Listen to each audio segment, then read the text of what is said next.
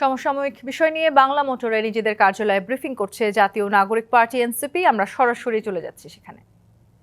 প্রার্থীকে এবং সংবিধান লঙ্ঘন করে, আরপিও লঙ্ঘন করে এবং বাংলাদেশের প্রচলিত আরো কয়েকটি আইন লঙ্ঘন করে প্রার্থীদেরকে বৈধতা দেওয়া হয়েছে।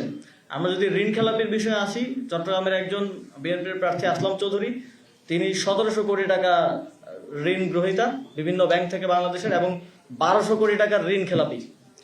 1200 কোটি টাকার ঋণ খেলাপি একজন ব্যক্তি 5টা ব্যাংকে বোধহয় 5টা ব্যাংকে, তাকে প্রথমে একজন নির্বাচন কমিশনার বললেন যে তাকে তো এটা দেওয়া উচিত না, এটা বাংলাদেশের মানুষ ভালোভাবে নিবে না, সবকিছু ওয়াজ লিডিং টুয়ার্ডস যে তার প্রার্থিতা অবৈধ হবে, বাতিল হবে।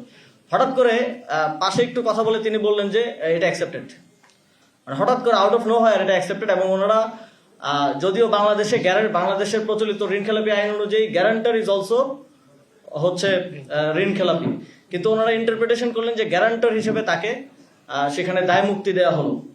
এবং আমরা দেখলাম যে ওনারা ওইখানে বসে আইনের ইন্টারপ্রিটেশন করছেন, ওনারা ওইখানে বসে সংবিধানের ইন্টারপ্রিটেশন করছেন, যেটার কোনোটার ইখতিয়ার ওনাদের নেই। এবং আমরা অবশ্যই এই বিষয়গুলোতে ভবিষ্যতে আমাদের আইনি লড়াই চালিয়ে যাব। এবং আমরা আজকে স্পষ্টভাবে বলছি যে এই নির্বাচন কমিশনের একটা সুষ্ঠু নির্বাচন, নিরপেক্ষ নির্বাচন আয়োজনের ক্ষেত্রে আমরা পার্টি হিসেবে জাতীয় নাগরিক পার্টি কোনো ধরনের কনফিডেন্স আজকের পরে আর পাচ্ছি না।